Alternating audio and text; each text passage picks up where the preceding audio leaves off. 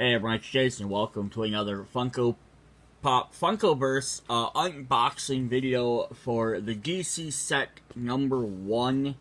I guess number 2. It's called set 01, but it's actually set number 2. This is the first mini expansion. So the first video had, so far all the DC stuff has had Batman, because the first one had Batman, Batgirl, Joker, and Harley Quinn. So this adds on Robin and Catwoman. You can add some extra characters in there. Just get quick instructions. You can check out my how to play videos if you kind of want to know what's in here, because I just want to spend time going over the content. So I'm going to slide these guys out of the way. We're going to go through... Robin fell off his stand.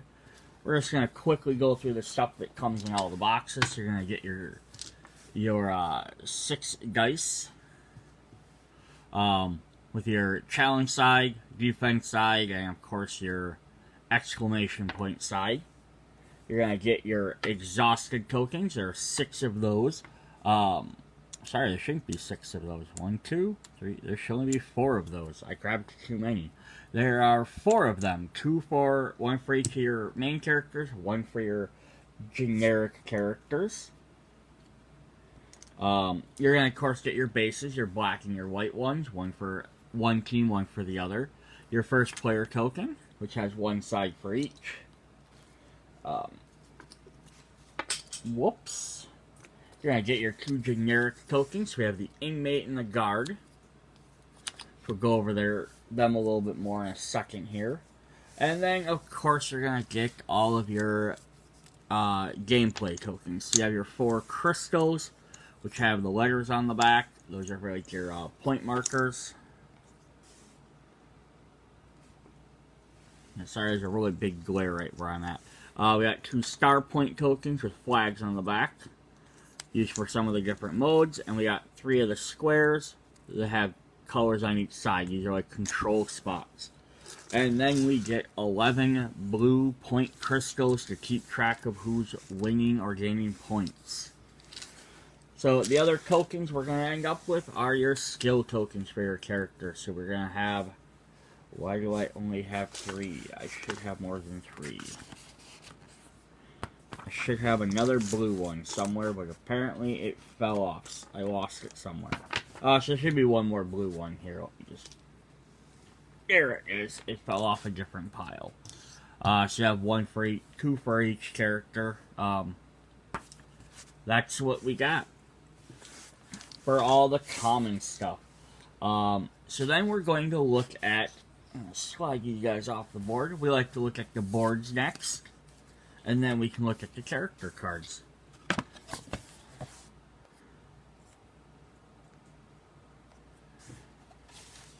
We're going to start off with the smaller boards. So, the big base games usually have, the 4-player boxes usually have a little bit bigger maps. The smaller games, like 2 figures, usually have a smaller horizontal map. And then it has a little play area on the side. Just to kind of help, so if you bought this and you didn't buy the other set, you got a little idea of what you're going to do. It tells you where to put all your cards, your tokens, so that's kind of neat. This particular map is Catwoman's apartment. Nice little use of making a bunch of tiny little spaces you have to get around. There's a big room up here, has a little wall around it.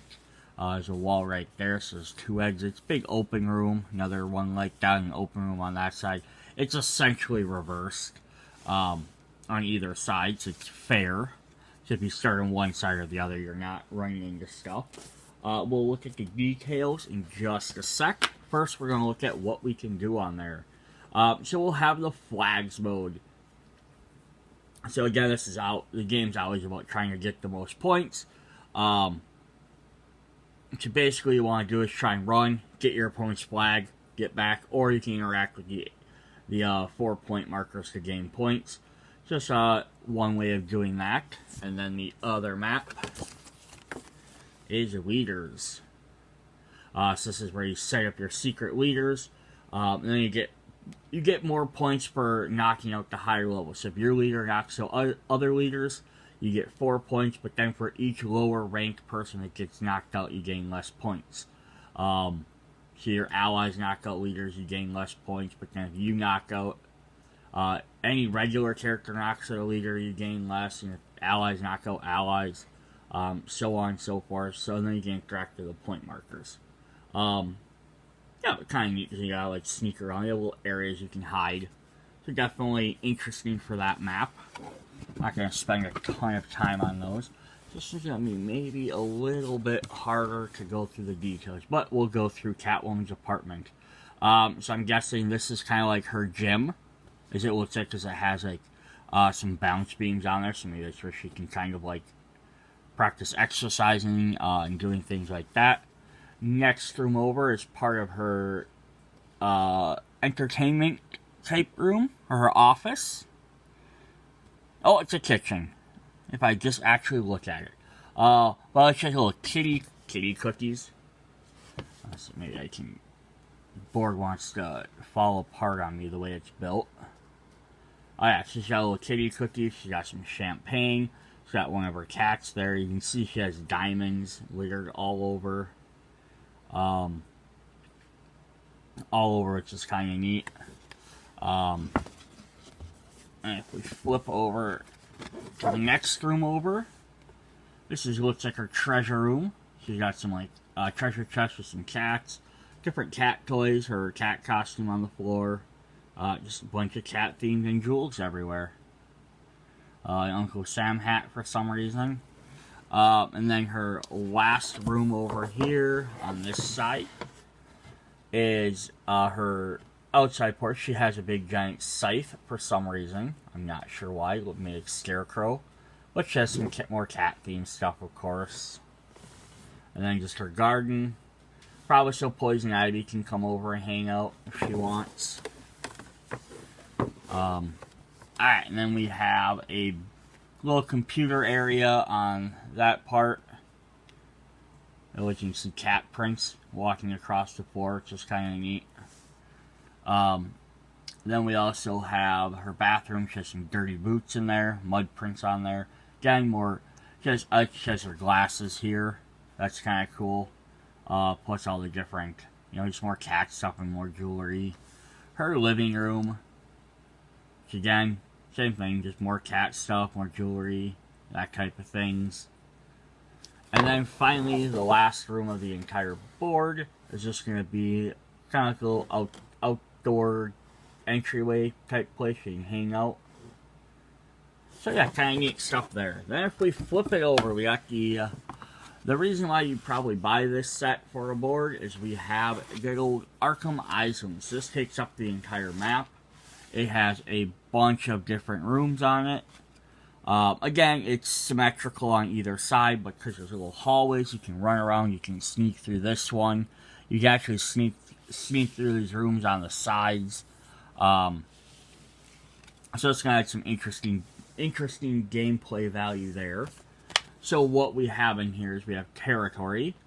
So you want to be in the scoring area. So you're going to be trying to run over to the edges here to gain points. Otherwise, you're going to try and be in the middle, and maybe you're going to dash out to get here if you can.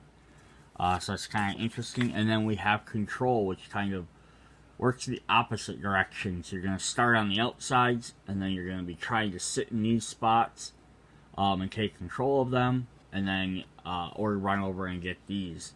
So you're going to be moving a lot more around on this board. Definitely interesting. You guys find yourself trapped in some of these rooms. So now we're going to look at all the awesome little details on here. Or as best as we can. I'm going to tilt this up. Maybe I'm going to see a cheetah over there. I'm going to see if I can get a little bit better lighting here. This is it's really glary, and I apologize. Alright, so here's a patient room that we're going to start with. Oops. Alright, so I adjust my camera, trying to get rid of some of this glare as best as I can. So here's like a patient room, and you see all these straps. These boards are, the smaller sets are a little bit harder to show off like this because they collapse into 3 versus the big ones are a giant square where I can just flip them over. Alright, so I'm going to look at all the different rooms we have here, which is what the really cool part of this is. So we're going to have patient rooms everywhere. So here we have a black mask room. So you can see it has all these white skulls, black skulls, yeah, other different things that probably, he has a little Batman silhouette he's been shooting up his targets over in the corner, so you can do a bunch of that. So that's definitely neat. I just don't want to break my board trying to look at stuff. Up next we have the Penguin room. Those bullet casings flying out, and then this one, like this little fish falling out, and it's kind of cold and icy everywhere. He's got fish in the corner. Of course, he has his little hat and tie down there, and his umbrellas. And you have a hallway between the two of them, with a little room you can't get into that has riot shields, which leads into Mr. Freeze's room, which again has some interesting things. There's like little goggles there, like a cryo chamber. It's either A, it's Nora's chamber, or B, it's probably maybe his, like, so he can go in there. And then he has like some roses, which kind of, you know, are a nod to his wife Nora. And it does say something there on the wall, which I can't read. Oh, it says, let's kick some ice. Oh, I can get it. Yeah, there we go. Let's kick some ice. That's kind of funny. Then next door we have Poison Ivy's room. Of course, plants everywhere. Nothing else to really, like, you know, not much else to note there. And that little storage closet, which is neat, because it's off the board, so it's not even something you have to interact with. We go into the middle of the board here. We have the Arkham Stations. This is just saying there's a warning where they can watch the computers. See, bunch of Riddler cards are scattered everywhere. Room on the bottom here.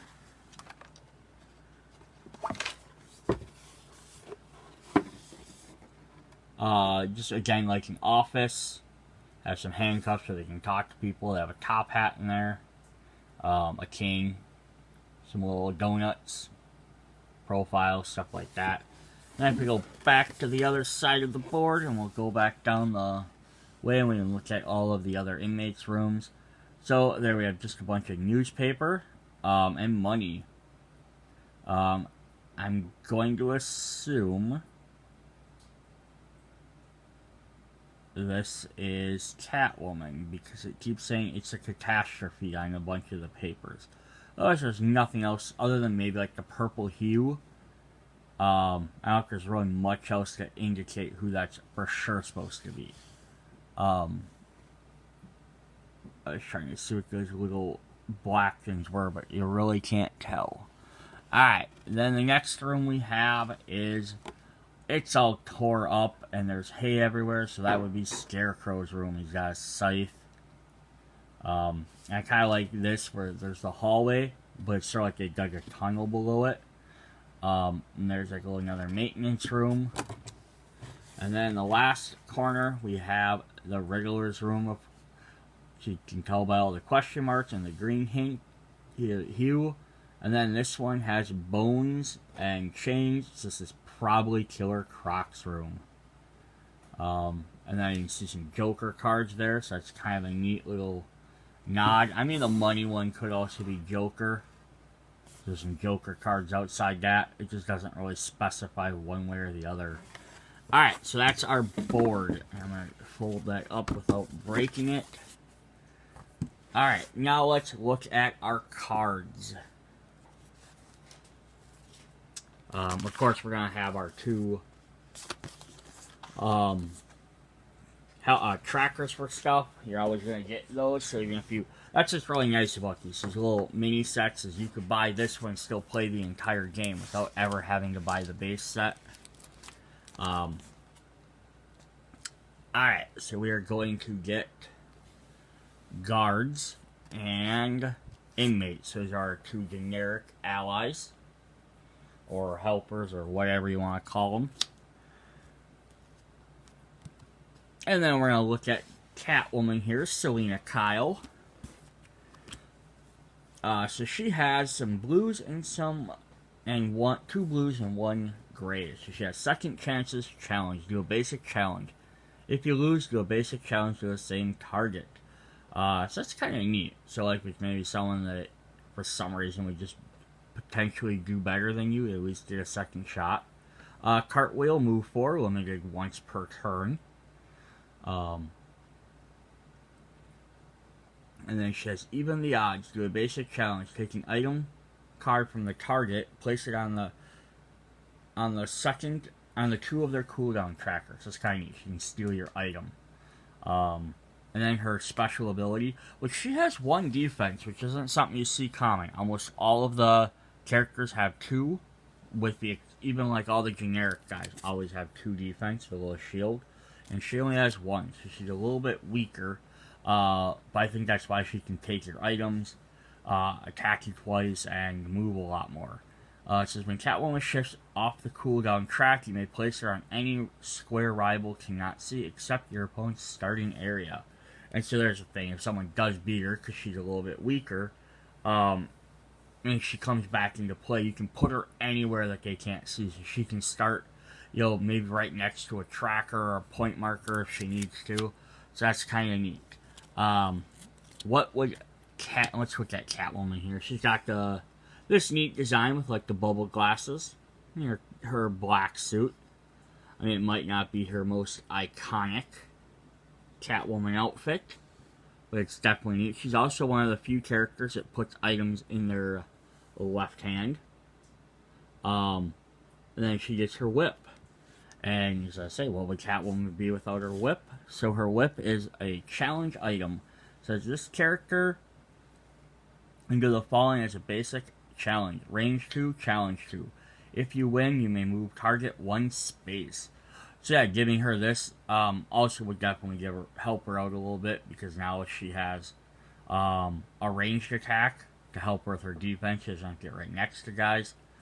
Plus you can either knock them back a space, or you can move them closer and then attack them with one of their other abilities. It doesn't cost anything, like the whip doesn't go on the cooldown meter or anything like that. Alright. Then we have our Boy Wonder.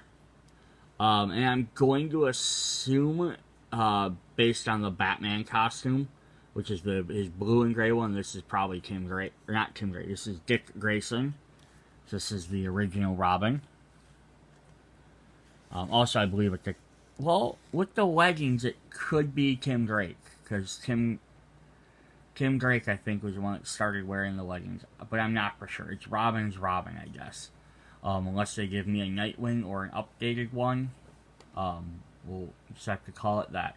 So he has setup attack. Challenge 2, Robert's partner may do a basic move. Coordinated strike. Challenge 2, Robin's partner may do a challenge 2. And provide backup. If Robin can see his partner is within 4 spaces. Place Robin adjacent to his partner. What's all his partner talk? His special ability is Sidekick.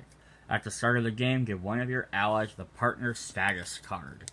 So he gets a special status card. So it says status and Robin, so you know it's for him. It says, this character is Robin's partner. This status card cannot be discarded. So you get to choose another character to do that. And then basically all his abilities help him out. So if he does with his first one, he does a challenge, his partner can move. If he does a strike with the second one, his partner may also do a strike. And then the backup, if he can see his partner and is within 4 spaces, he can move him next to him, and then they can team up with some other attacks, which is really cool. So if you're just playing Catwoman versus Robin, most likely you're going to just team up him with the guard. So his guard's going to get a couple extra abilities, so he can move or do the extra stuff. Alternatively, if you have one of the other sets, you could team up Catwoman and Robin together, or Robin with whoever else. So it's kind of neat there. But, status card, add a little, it's just a reminder. Itself doesn't do anything, but it helps that way. You don't have to always try and, someone can't argue who you decided. What would be kind of neat is if you had the ability at some point to, like, if he gets KO'd or something, and maybe switch to a different partner if you're playing, like, I think, because even the instruction book recommends, the later sets for sure, I know, is that if you start getting more and more characters, they recommend you playing a 3-player game. So it'd be kind of neat if you had at least the potential to switch.